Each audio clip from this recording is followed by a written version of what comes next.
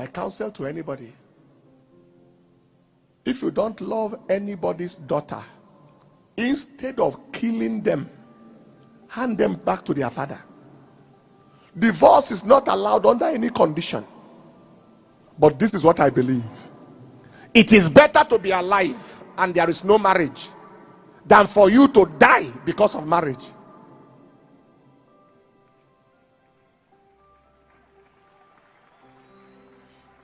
A killer marriage is a nonsense marriage.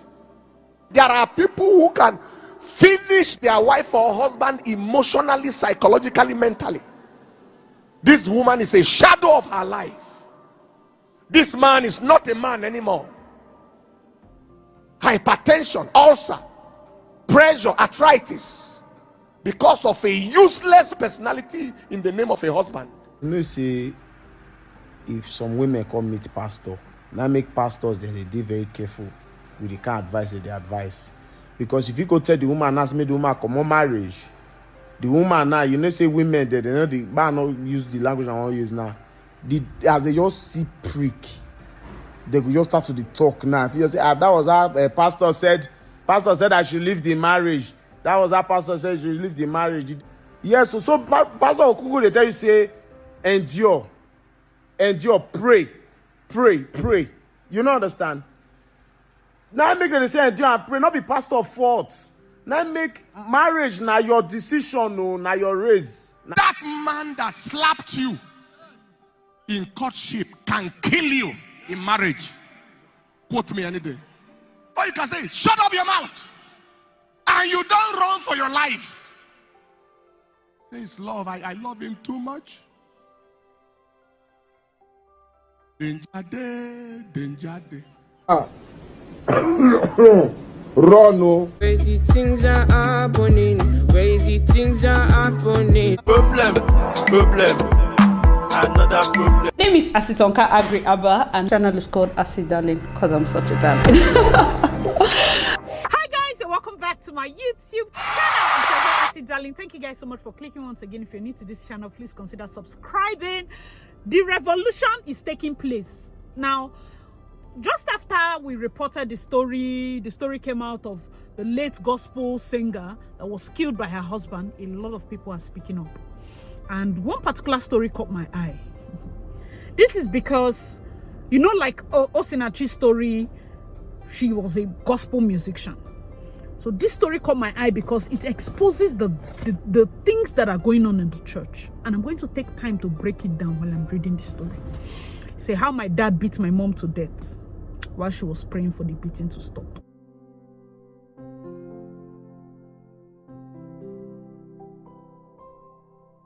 I'm going to address religious women. I'm going to address religious men. I'm going to address pastors. For you to think that pray until something happens concerns domestic violence is because you do not have understanding. So wisdom is profitable to direct. If you have it, it's not directing you. It's not profitable to you. It's not the profit in wisdom is direction. So why do you have wisdom when you're not getting direction? I have wisdom. I'm a wise person. But it is not directing you to see that this situation is not helping you. Let's go right into the story. His name is Abel.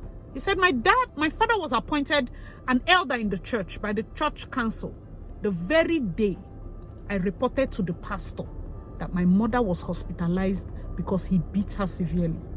That's why I've told you people to stop giving birth to children for abusive people. This is your son going to seek help in the place where you and your husband go to spend morning devotion, prayer meeting, workers retreat. So he knows how important the church is. As a cover for his parents, this boy goes to tell the pastor that my mother is hospitalized because my father beat her. What did the pastor do? You didn't look at the ordination list and remove his name. For courtesy, for even a normal business that belongs to an atheist, they know the consequence of violence. Will Smith has been banned from Oscar 10 years because he slapped somebody.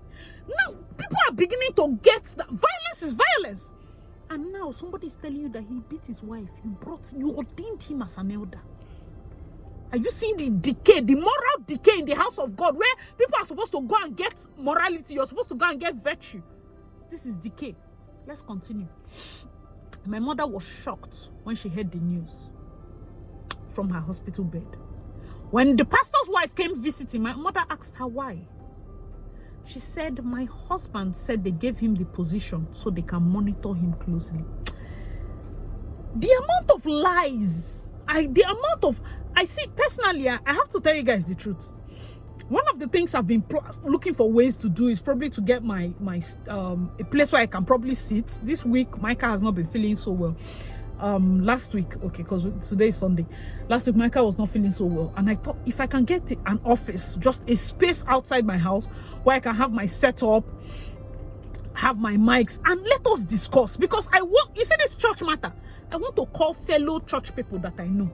Let us discuss it, because I don't want it to be one-sided. I want a situation whereby we are talking to people that are in church. We are talking to people that have left church, that refuse to go to church. These are people that were singers, soloists, that have stopped going to church. We want to discuss the decay. Because if we do not call ourselves to order, this decay, the rot will get so bad. The tree is looking fine. You don't know that ants, worms, canker worms have finished. The entire tree is hollow. From outside, it looks like it can stand. One day, it will fall over and emptiness will be seen. Everybody will, if you get it, you get it. Everybody will see it. If we do not call ourselves to order now and start cutting out those things that are decaying. How will you say that you appointed a man that just beat his wife near to death? You appointed him an elder. You said this because you want to monitor him closely. I'm saying this thing so that if you're in church and you're hearing some kind of lies and you're brushing it aside, you should hear it again. Does it make sense? Mommy G.O., you are going to visit a man that was beaten by an elder in hospital. Does it make sense? Does it not look like this Mommy G.O. herself is a victim of domestic violence? Because how does this thing look normal? You're carrying hospital food to go and visit somebody. Is it Christ-like? She was not beaten by an armed robber. She was beaten by the person that she pledged her life to. What are we doing in this church now? What are we doing? If we cannot call a spade, what are we doing? Let's continue. It says some weeks later, it happened again. Not only did this your monitoring, that nonsense comment about we gave him an elder position to monitor him. After your monitoring, did it stop? No. The boy continued in the third paragraph. See, some weeks later, it happened again. My father came back home and started beating my mother for not paying our school fees. She ran to the pastor's house for help. The pastor said, in quote, trust God. This is a part of marriage. It is meant to strengthen your love for your husband. You see why I made this particular story a dedicated video is because there's a level of brainwashing. When you read it now, you're like, why will you say that? And does it not sound? Understand that for some people, there's a way they will stay in church that this thing is sounding normal. It's us that we are seeing. It's sounding normal. That this beating she's enduring, the one she endured that almost took her to hospital, that in fact the one she endured just recently that took her to hospital is part of marriage, to strengthen her marriage. And let me tell you Paul something. Usually when people, every little thing you run to pastor, it's because they have spent all their life. You don't have friends. Monday prayer meeting, Tuesday Bible study, Wednesday gathering of disciples, Thursday this one, Friday choir practice, Saturday, like there's always something. So your whole life is in church. And now when you face this thing, this is the first person you meet. And if he tells you that this is it, it becomes it.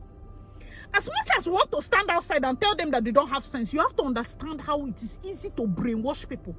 If not, why are pastors obsessed with studying psychology? They have to answer. You find a pastor. What is he studying in university? Psychology. Human psychology. Psychology. Yeah. But this thing you are saying, this prophecy, all this thing is gifts. Why are you obsessed with studying psychology? We're supposed to have licensed therapists, licensed counselors that are separate from the church. But if you rope it together and you go and tell a church elder or a church pastor your problem, they bring doctrine and turn it like this and turn, because the truth is, it is how to cage you there that is most important to them. Let's continue. When she was about to leave, after he said it's to strengthen the love, so when she was about to leave, he called her back and said, Psalm 91. His wife added Psalm 40. Oh my God. That was how my mother returned. So the person narrating said that was how my mother returned home to face her horror. Each time it happens, she recites Psalm 91 and Psalm 40.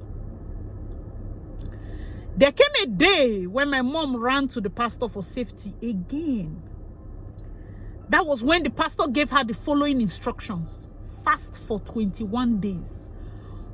Whatever happens within the 21 days, don't be afraid. Recite Psalm 91. Now, I understand the place of fasting. I understand the place of waiting on the Lord. But I also understand that God cannot give you something that is heavier than you. Some people can fast 21 days. But understand that even if you can fast only one day, and you believe it and you pray, it will work. God is not punishing you. You and the person that is doing 21 days, people might be looking for two different things. Your own might even be bigger, but it's the heart. So it's not in the length of the days that makes you more a Christian. That's why you find all those people that fast 40 days are very wicked. Your heart is wicked. You think it's the length in which you fast that makes you a better Christian. No, you're just still a wicked person. Now they're giving her instruction. How can you be a victim of domestic violence? And they say you should fast and recite Bible. This is where it comes in. Wisdom is profitable to direct. If I come to you for food and you tell me to fast, did you solve anything? I'm already hungry. You say I should fast. I'm already fasting by way of not having, by way of poverty. I'm fasting. So before you to give me Bible passage and say I should fast when I come to you for food, I'm coming to you for a way of escape. You're sending me back and telling me that if anything happens, I should not fear, I should recite. Are you seeing it? Let's continue. But at every point you get, just let me know your thoughts in the comment section below. We are uncovering mind-boggling brainwashing. Brainwashing that gets to a point where you're like, sister, why are you not seeing this? You see a neighbor that day after day she's crying and shouting and praying, and it's almost like you're wanting to save her, but you cannot say, this is it. This is it. The next one, he continues. He said, take this anointing oil and sprinkle on your husband's clothes while you recite Psalm 40. By the end of the fast, you will see God's wonders. So the pastor gave her anointing oil. That's how my mother will recite Psalm 91 with swollen eyes and bleeding arms while still fasting. The beating didn't stop. On the 19th day of the fast, so you're beating somebody that is weak. You say you're fasting, you're receiving beating, you're weak. You're weak out of the fast and they're still beating you. You didn't take time to eat. On the 19th day of a 21 days fast, my father caught my mother sprinkling anointing oil on his shirt and reciting Psalm 40. He thought my mother was trying to kill him by ritual. And are you forgetting that this man is an elder? Don't forget. Let's not forget. He smashed her head with his bottle of beer. He's an elder that drinks beer. So he probably gets drunk to also beat the wife. He's the elder that they appointed because they want to monitor. But from this thing we are seeing, the monitoring from the church is not working. They are not doing anything. Maybe they appointed him an elder because of money. Have we not been in churches that appoint rich people into positions because of finance? Let them come out and lie. Is that man an elder? That man that we know is an Ogboni man. He said he's an elder in church because of finance, because of donation. And now this man is elder now.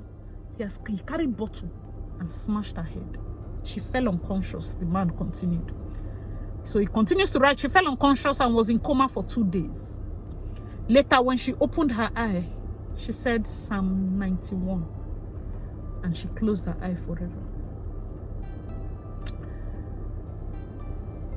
This is why in the last video, if you watch the video we did about the sister Osinachi, he said this is why Father Oloma said, don't die an avoidable death. There's no martyrdom in this thing. She died in the house of the Lord. She died serving God. She died. That is fine now. When you're gone, you're gone. Even this afterlife. Do you think afterlife, you remember when you're there if there's afterlife, where you're there, you'll be remembering Asi was a YouTuber. It's not this body, it's not this flesh that we are using there. Is it not the same Bible that said it? So what makes you think that this same earthly wisdom is what will be operational there? So of what use is this need for glorification when you will not use this earthly wisdom there? What use is this your need to be seen as a martyr, to be seen as somebody that sacrificed? You will die. And when you die is the end. Is the end. That is final. That's how he lost his mother. You think that's the worst part of this story? No. We are getting to it. Some months later, my father got married, and that same pastor, while officiating the wedding, said to my dad, and I quote, "Behold, all things have passed away. Life must move on." Psalm 91. Let me repeat it. He said, "Behold, all things have passed away." Who is the old things? You. Radical for Jesus. The protector of your family. The shield, the person that covers the house. A man killed his wife. And you say, "Behold, all things have passed away." You see why I like to beat? You see why I prefer violence? Behold, all things have passed away. I can't shake. Like the moment I was reading all, as bad as the entire story was, when I got to this point, I couldn't shake it off. In this life is one. No? Life is one. Your children will only remember you for a while. I'm the kind of person, I'm going to drop this, I'm the kind of person that I see life through the eyes of death. When I shot my birthday video, the first video I shot before the next one, the main video, they had like, I didn't know there was coke at the back, so we had to redo it. And I personally felt like the first take was a bit too gloomy, so I had to make it more relaxed in the second take. One of the things I had said in the first one was, I see life through the eyes of death. As somebody that has almost died a lot of times, death is not painful per se. It's just silence. You're just gone. You're like entering a tunnel and you're just going. I'm here talking to you, but you'll be hearing me. You're hearing it faintly. It's like you're floating. And now that's my first experience. The second out of bodily experience was silence. Silence. Yes, there's some noise. You don't know if it's people are crying or people are, like, I don't even know how to explain it. But the path to death is too calm. That's why a lot of people, when somebody's about to die, your last fear is that calm breath. You know why people take that breath and die? Because that road you're passing, it's just peace. And you're like, let me just rest. You see that let me just rest? That's why people put hand in the mouth. They open your mouth, they shout, they hit you. Because in that rest is the finality of death. I have done that let me just rest once, and it just seemed like somebody yanked me. And that's how I woke up. That's how I started hearing voices. I started hearing voices. That was, I think, when I gave birth to my son. Let me just rest. I was already sleeping. So why would I say, let me just rest? This is for somebody. Don't go there. There's like, you don't have a chance. Let me explain something to you. When you die, you don't have a chance to stand and watch people's reaction and then come back to life and say, I saw you laughing, I saw you laughing. Death is final. Let me explain that. Death is final. Pursue happiness. Pursue peace. Pursue happiness, pursue peace. You're of no use to your children if you die. no matter what you think about marriage, oh, I must stay in my... You're of no use to your children if you die. Just hear the report. One of the questions they asked me was, what would somebody write in my autobiography? That's for my birthday. And I said I would prefer my son to write it when I've lived a proper age. I want it to be written, she who lived a happy life. I want my son to, anytime he thinks of me, say my mother was always happy. When she made the decision, she was happy. I'd rather that. I don't want to be seen as the woman that struggled. My mother suffered and suffered. No, I don't. I prefer that my mother was happy. Your son looks at you and looks at all the mistakes you have made and said, of everything, my mother was always happy with the things. Like she didn't dwell on the past. She was happy. That's what I want. What do you want? That decision you're making, what would your children write about you? We've always said here, we will not advise people, married people. But if that married person is your cousin, is your sibling, direct gong, it's your sister. It's not about advice now. You go straight, do you want to die? I don't have money for burial clothes. This is the amount most I can have. The least I'll do is cry because I'm a very realistic person. I'm not about advice. I would ask you, your husband is beating you, do you want to die? The best I can do is cry. Put your picture on my story. At most 1 week and we move on. It's painful, but I'll tell you straight. I will cry, but I cannot follow you inside the grave. The worst day to even die is Mother's Day, because we have to first post our mother, then the next day we'll not post. Do you know how you tell somebody hard truths?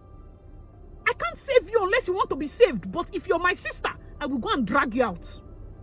Let me use my hand and drag you out and you go back inside so that God in heaven sees me. This story is so sad and it's painful that this is the remembrance. This is what your child is remembering. It's painful that it's her son that is writing this because this is all he remembers. The amount of therapy this boy will need simply because you refuse to live. I've said it severally. If you're in an abusive relationship, an abusive marriage, stop giving them children. The amount of therapy this innocent child will have to go through because of your stupid decision. You've already made a stupid decision. Stay there or leave. Don't bring offsprings. Now the first son has to now take care of the rest. And imagine how the man was not arrested. Not only was he not arrested, some months later, he remarried. Guys, just let me know your thoughts in the comment section.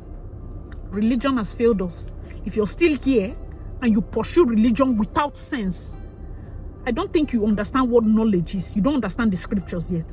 You pursue my pastor said without sense. You don't understand it yet. I pray God gives us understanding and opens our eyes. I've always said it. Violence is violence. Leave. You don't need to stay in that home. You don't need to stay there. Alright guys, thank you so much for watching. Let me know your thoughts in the comment section below. As usual, I remain your girl, Darling. Please check out my other videos and I'll see you in my next one. Bye guys.